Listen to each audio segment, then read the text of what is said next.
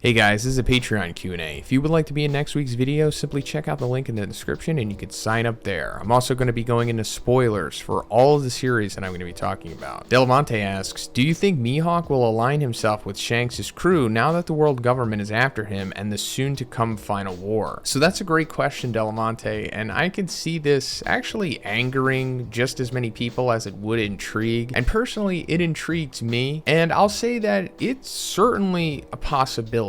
I don't think it's like unrealistic for this to happen, especially at this point in the story. So let's just go into the variables here and try to break it down and see if it could happen, and if it did, what would happen. So the last time I think we saw Mihawk was like chapter 956, right? After we had found out that the warlord system had been abolished at the Reverie, the Marines started acting quickly and went after all of the warlords, including Mihawk, and we saw them show up at Gloom Island, and they were like, surrender yourself at once, Hawkeye's Mihawk. And then we saw Mihawk sitting in his chair, and he was like, I feel the thrill of excitement. It's been so long since I was the one being chased. And it ends there, and we haven't seen Mihawk since, unfortunately. But I'm going to assume that he destroyed all of them, probably, right? Because as far as we know, there wasn't really anyone too powerful there. Like, I don't think there was any admirals going there, or at least we didn't see any. And in order to take down Mihawk, you're for sure going to need an admiral, at least in my opinion. Even if they had like a handful of vice admirals going there, it still wouldn't be nearly enough. So then what happened after that? Would he leave Gloom Island? I mean,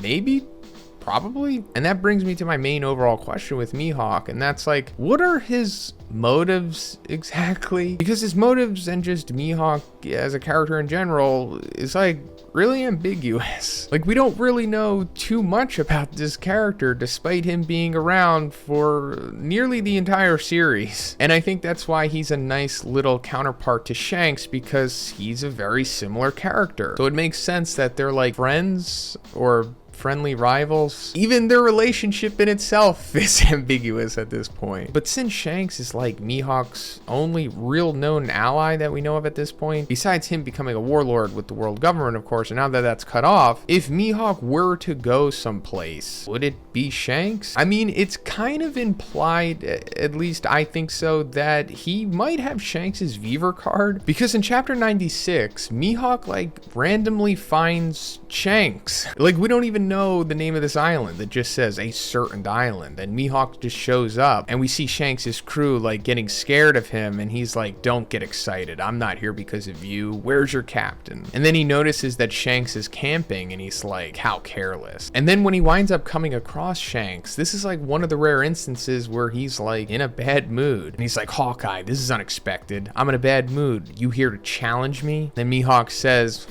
I don't challenge one-armed has-beens. So I guess that was the moment where we as the fandom were led to believe that the rivalry is kind of cold at this moment, and maybe Mihawk doesn't really want to challenge Shanks anymore because he lost his arm. But he winds up showing Shanks Luffy's bounty poster, because at that time his new 30 million bounty had been released. And he's like, I found an interesting pirate. He reminded me of a story you told me a long time ago about a boy in some village. And then this excites Shanks, and he immediately comes out of his bad mood, and he's like, so you're here, Luffy. Sea dogs, break out the grog, we're gonna celebrate. And then one of his crewmates is like, what about your hangover? And he's like, fool, how can I not drink on a day like this? You drink up too, Mihawk. So, you know, they are somewhat friendly. I would say maybe about as friendly as Whitebeard and Roger were, at least. But also another little interesting connecting factor here between them is their interest in Luffy. And Mihawk, of course, has interest in Luffy because Shanks has interest in Luffy. And I made a video a couple weeks ago talking about the possibility of Shanks being evil this whole time, or possibly using Luffy for some reason, because that brings us to the last two instances of us actually seeing Shanks in the series, and it's been even longer than Mihawk, because in chapter 903, after Luffy's new 1.5 billion bounty is revealed, Shanks is like, oh, it looks like we'll be seeing each other again soon, Luffy. And then a little further in chapter 907, the last time we see Shanks, he's meeting with the Gorosei and wants to talk to them about a certain pirate. Now, it's never revealed who that pirate is, but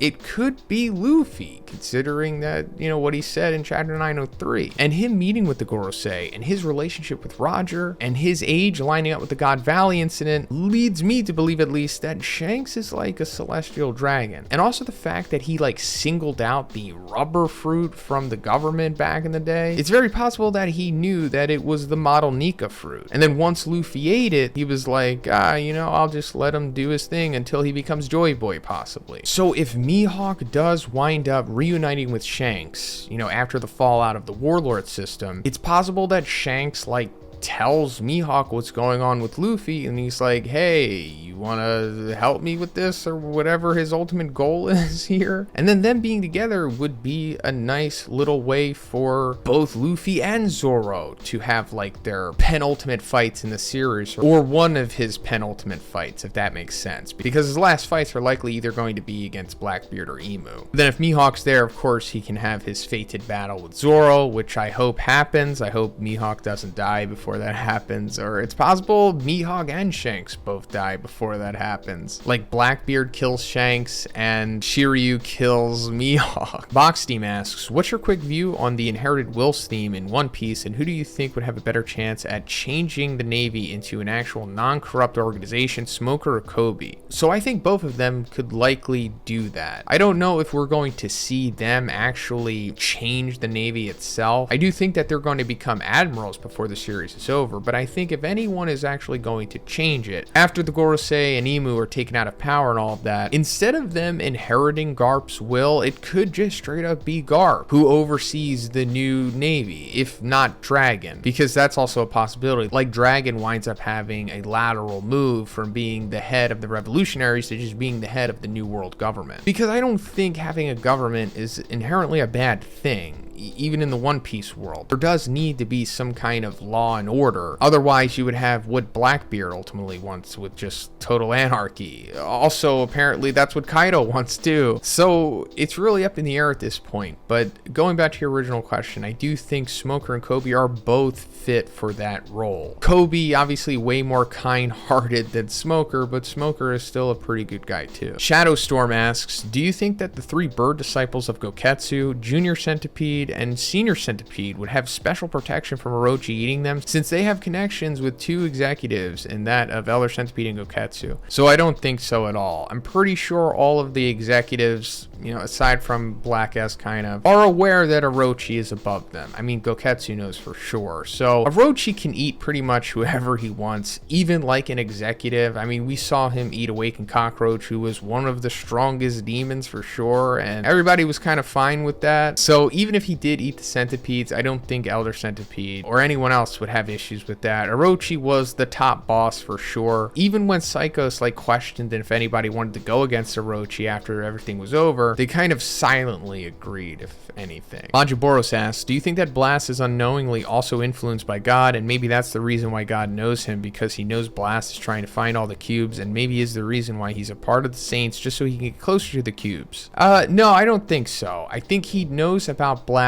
because he's one of like the main defenders actively trying to take him down, and as we saw in the most recent chapter, actively trying to keep that seal intact. Because if Blast was influenced by God, I think it would be way more apparent at this point, and also God wouldn't have to take on the appearance of Blast, like when we saw him like manipulating Tatsumaki. I think Blast is trying to get the cubes not to resurrect God, but as it said with the Saints lore, trying to make sure that no one else gets the cubes. Now, why does there have to be cubes? Hasn't really been explained yet. It's possible that the seal required so that it would be broken down into cubes or whatever, or something like that. But I don't think Blast is evil, not even remotely. Little Ferrari asks, obviously this fight never happened, but who you taking in Khabib versus GSP? Bonus, who you got in Khabib versus Oliveira? So, man, I really wish that we did get to see that, and maybe one day we'll see it in grappling or something. I heard rumors that they might try to do that, but probably not. Man, I'm thinking GSP would probably win. Now, it's like the GSP in 2017 that fought Bisbing. I think he could probably take Khabib. I mean, it wouldn't be easy, of course. I mean, he is larger than Khabib, not that much bigger, but GSP has some insane strength. I think his strength even surpasses that of Khabib's, to be honest. Khabib is probably